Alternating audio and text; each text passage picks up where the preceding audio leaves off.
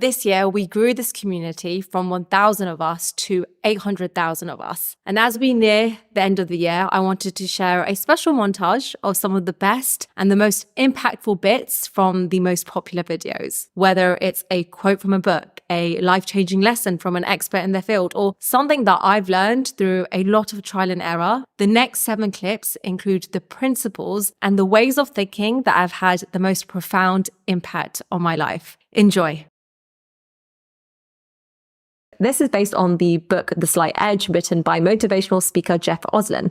And according to Jeff, success and failure are both a result of the slight edge. And that's the idea that simple little things that we choose to do or choose not to do on a daily basis have a compounding effect on who we ultimately become. So I like to use the penny compounding parable here. And that is that there are 2 people who are given the choice to either get $1 million at the beginning of next month. That's it. A flat, straight check of $1 million. Here you go. Or choose to receive 1 penny at the beginning of next month, but that penny doubles every single day for the next 30 days. The person who chooses to go with that flat $1 million mark got that $1 million, great. But the person who chose to go with the penny that doubled every single day ended up with $5.3 million. If you take this example and stretch it into a longer time frame, that is essentially how compounding in our life works. Those small little decisions that you make and small little things you choose to do or don't do every day matter because they have long-term ramifications and they will eventually show up. I now try to remind myself that whatever's uncomfortable now will become comfortable later. Just keep going and trust the process of compounding. If you change the way you look at things, the things you look at change. Our perception of how well we're doing is massively driven by society's expectations and comparisons. Massively, without a doubt. Society applauds lavish lifestyles, external rankings, monetary achievements. But if we rewire our thoughts to look at our own success through the eyes of us as an individual, as opposed to through the eyes of society, we can see ourselves from a completely different lens. And when you do this, it sets you free from comparison. It sets you free from expectations. It gives you the freedom from not having to play the game where other people are making the rules. Warren Buffett has talked about living by this inner scorecard. And when you do this, you avoid status games entirely. He says you should think about how you'd answer this question. Would you rather be the world's greatest lover, but have everyone think that you're the world's worst lover? Or would you rather be the world's worst lover, but have everyone else think that you're the world's best? In other words, would you rather be at the top of your ladder socially, even if you're not and you're a complete fraud? Or would you be at the bottom of your ladder socially, knowing deep down yourself that you're number one? A lot of us get tied up with this whole find your passion, find your purpose BS, and we put so much equity on it that we don't get started on anything until we have a clear view on what our passion or purpose is. But the truth is that very few people are successful from finding their passion on their first go and then making a living from it. It's so hard to do, and it takes months and years of trying other things first and seeing what sticks. Focus on learning skills that are practical. Focus on skills or businesses that are practical. All these things that you try may not be the thing that leads to where you want to be eventually, but it will definitely help you in getting there. It will put you further than just sitting and waiting for your passion and purpose to come to you before you get started.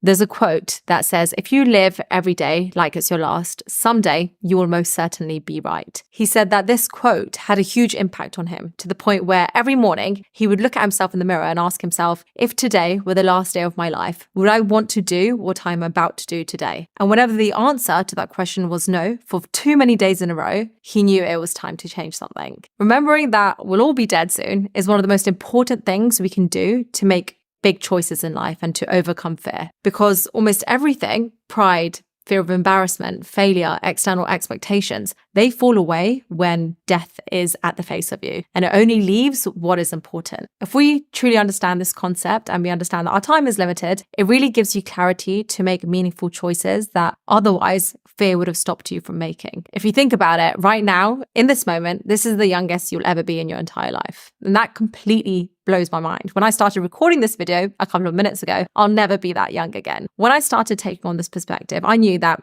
when I'm older, when I'm 18, assuming I live to 80, I'd be super disappointed with myself if I wasted the rest of my days trying to live someone else's path purely because I was scared or fearful of something. For me, this is the most powerful perspective to take when it comes to big decisions that I'm often scared to take. When it comes to major life decisions, everyone will offer their opinions, usually with the best of intentions and based on their own experience. But if you can find time for solitude and introspection, and you can stop letting other people's opinions dictate your choices, that's when things really start falling into place.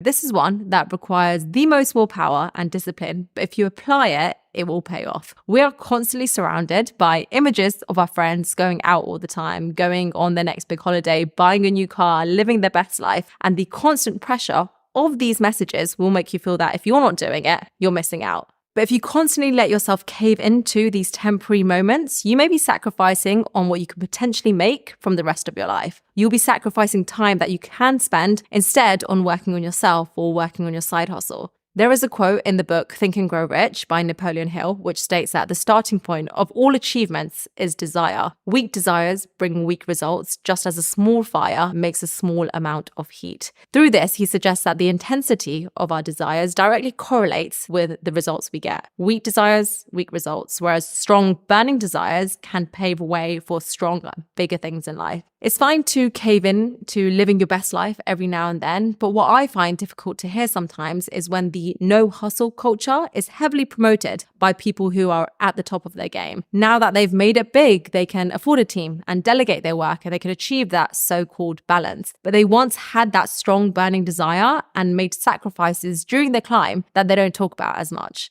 I've learned that the best way to not let FOMO get the best of you is to find a meaning in what you're doing and know that it's a part of a bigger picture that you're creating for yourself. And now every time I feel like FOMO is taking over and getting the best of me, I remind myself why I'm doing what I'm doing, and that the strong desire and all the small sacrifices that I make now will all be worth it.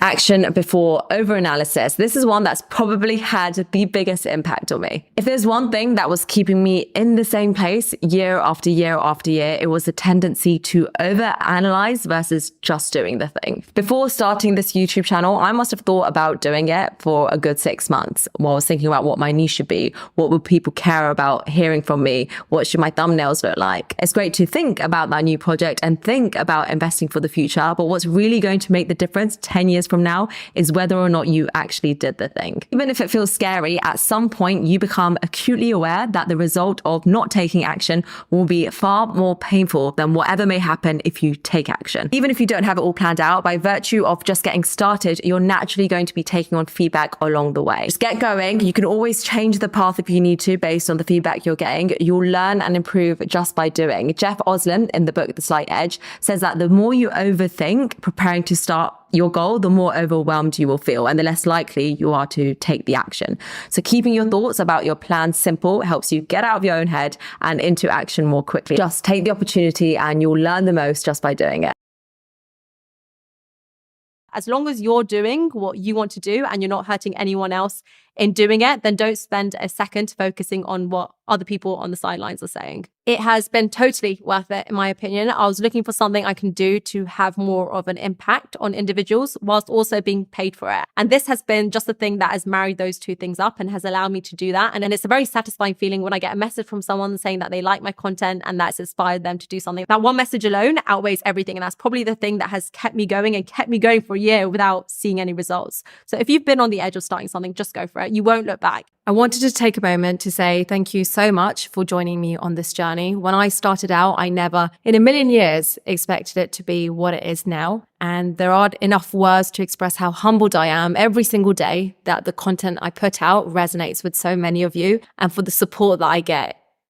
Sometimes it just confuses me, but I never take your support for granted. So all I can say is thank you. If we ever cross paths in person, please stop me and say hi. I have a resting bitch face, also I'm told, but don't let that stop you. There's nothing I love more than actually meeting you in person and having a conversation. Thank you so much once again, and see you next week.